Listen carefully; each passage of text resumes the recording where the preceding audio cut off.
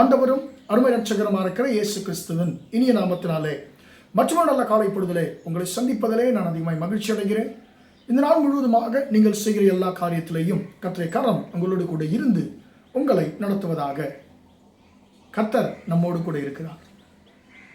ஏசாயா தீர்க்கதரிசன புஸ்தகம் 43ஆம் அதிகாரம் 2ஆம் வசனத்தில் ஆண்டவராகிய தேவன் இப்படியாக ஒரு வார்த்தை சொல்லுகிறார். நீ தண்ணீர்களை கடக்கும் போது நான் உன்னோடு கூட இருப்பேன். நீ தண்ணீர்களை கடக்கும் போது நான் உன்னோடு இருப்பேன் என்று சொல்லி ஆண்டவர் சொல்லுகிறார். அன்பான தன்னுடைய பிள்ளைகளே, இந்த தண்ணீர் என்பது எழுத்தின்படியான ஒரு தண்ணீர் அல்ல. அன்பான தன்னுடைய பிள்ளைகளே, இந்த வசனத்தில் எழுத்தின்படியான தண்ணீர்கள் என்று சொல்லி எழுதப்பட்டிருந்தாலும் இதை ஆவிக்குரிய வாழ்க்கையிலே நாம் எடுத்துக்கொள்வோம் என்று சொன்னால் நம்மை சுற்றிலும் இருக்கக்கூடியதான பிரச்சனைகளுக்கு இந்த தண்ணீர்கள் அடையாளமாக இருக்கிறது. தண்ணீர்களின் வழியாக கடந்து சென்றதான அநேகரை குறித்து பரிசுத்த வேதாகம் நமக்கு சொல்லுகிறது. இதில் ஒரே ஒரு மனுஷனை குறித்து இன்றைக்கு நாம் தியானிக்க போகிறோம். தேவனுடைய மனுஷனாகிய மோசேயும் இஸ்ரவேல் ஜனங்களும். 430 வருஷ கால அடிமைத்தனத்திலிருந்து கர்த்தர் இஸ்ரவேல் ஜனங்களை விடுதலையாக்குகிறார்.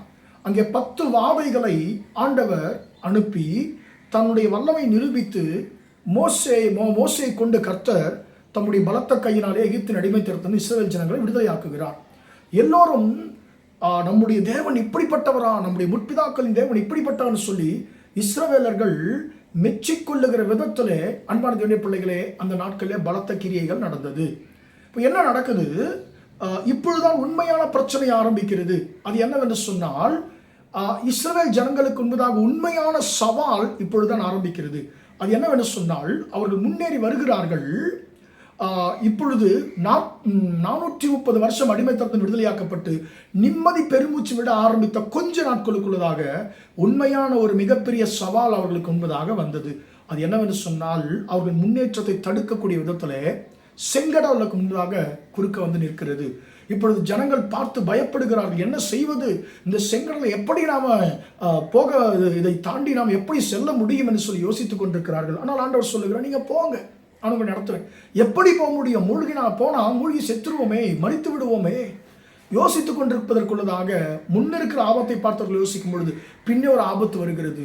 இவர்கள் செங்கடலை பார்த்து பயப்படுகிறார்கள். ஆனால் பார்வோனும் அவருடைய சேனையும் இவரை துரத்தி கொண்டு வருகிற அவர்களுக்கு துளி கூட பயம் கிடையாது. செங்கடலை பார்த்தவர்களுக்கு பயம் இல்லை. ஏன் இஸ்ரவேலுக்குள்ள அந்த பயம் வந்தது? ஏன் பார்வோனுக்குள்ளே வந்த எகிப்திற்குள்ள அந்த பயம் வரவில்லை என்று சொன்னால், அன்பார்ந்த பிள்ளைகளே, அவர்கள் அநேக தெய்வ வழிபாடுகளை உடையவர்களாக இருந்தார்கள் எகிப்தியர்கள். அதிலே அவருடைய பிரதான தெய்வம் ஹபி என்று சொல்லப்படுகிற முதலை கடவுள். முதலையை அவர்கள் ஹபி என்று சொல்லி தகப்பன் கடவுளாக அவர்களை வணங்கினார்கள்.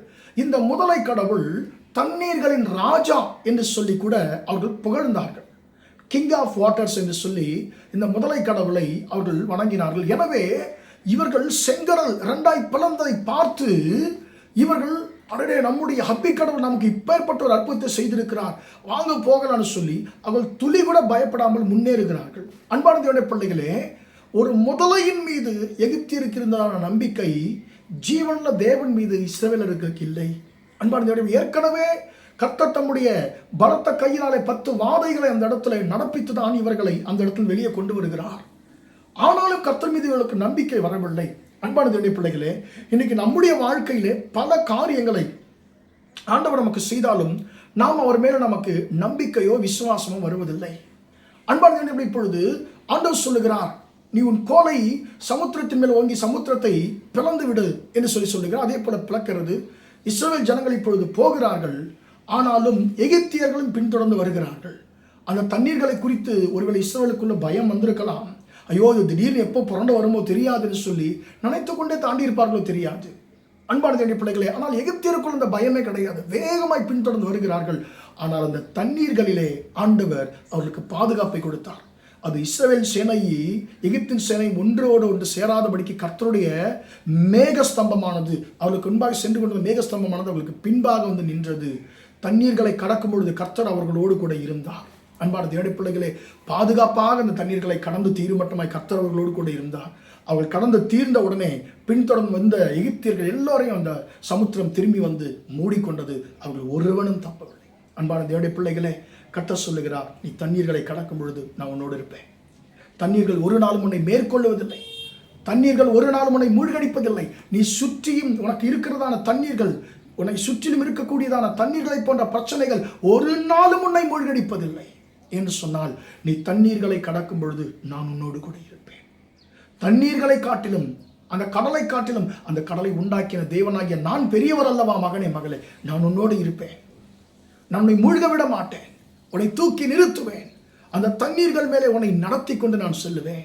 நீ பயப்படாதே என்று சொல்லி இந்த காலை வேளையிலே கர்த்தர் சொல்லுகிற எல்லா பிரச்சனைகளிலேயும், எல்லா தீமைகளிலேயும் உங்களை என்னை உண்டாக்கின கர்த்தர் நம்மோடு கூட இருக்கிறார். எனவே அவருடைய கரத்தை பிடித்து கொண்டு நாம் முன்னேறி செல்லுவோமாக. ஜெபிப்போமா? இரக்கமுள்ள தகப்பனே, உம்மை நன்றியோடு துதிக்கிறோம், ஸ்தோத்திரிக்கிறோம் ஐயா. இம்மட்டுமாக அந்த வார்த்தைகளை கேட்ட ஆண்டவரே, உம்முடைய பிள்ளைகளை கர்த்தர் நீங்க ஆசீர்வதிக்க முடியா ஜெபிக்கிறேன். நீ தண்ணீர்களை கடக்கும் பொழுது நான் உன்னோடு கூட இருப்பேன்னு சொல்லி சொன்னீங்க ஆண்டவரே. இஸ்ரவேல் ஜனங்களோடு தண்ணீர்களை கடக்கும் பொழுது நீர் அவர்களோடு கூட இருந்தீங்க ஆண்டவரே. அப்பா ஸ்தோத்திரம் ஆண்டவரே. இன்றைக்கு தண்ணீர் போன்ற பிரச்சனைகளுக்கு மத்தியிலே வாழ்ந்து கொண்டிருக்கிற ஆண்டவரே, உடைய பிள்ளைகள் ஒவ்வொருவரோடும் கூட கர்த்தர் நீர் இருக்கும்படியா ஜெபிக்கிறேன். ஆண்டவரே, உடைய பிள்ளைகளை பயமுறுத்தி கொண்டிருக்கிற எல்லா பிரச்சனைகளும் இயேசுவின் நாமத்தினாலே உடைய பிள்ளைகளை விட்டு நீங்கட்டும் ஆண்டவரே. உடைய பிள்ளைகளை பின்தொடர்ந்து வருகிற எல்லா பிரச்சனைகளும் உடைய பிள்ளைகளை விட்டு நீங்கட்டும் ஐயா. தகப்பனே, நீரே உடைய பிள்ளைகளுக்கு அரணாய் இருந்து பாதுகாப்பாக இருந்து ஆண்டவரே, தண்ணீர்களில் இருந்து ஆண்டவரே உடைய பிள்ளைகளை பிரச்சனைகளில் இருந்து ஆண்டவரே நீர் வெளியே கொண்டு செல்லும்படியா ஜெபிக்கிறேன். இந்த நாள் முழுவதுமாய் உடைய பிள்ளைகளோடு கூட உடைய கரம் கூட இருந்து ஆசீர்வதிக்கட்டும் என்று சொல்லி இயேசுவின் இன்ப நாமத்தில் ஒப்புக் கொடுத்து ஜெபிக்கிறேன், ஜீவனுள்ள நல்ல பிதாவே. ஆமென், ஆமென். பிரியமானவர்களே, கர்த்தர் உங்களை ஆசீர்வதிப்பாராக. Praise the Lord, praise the Lord.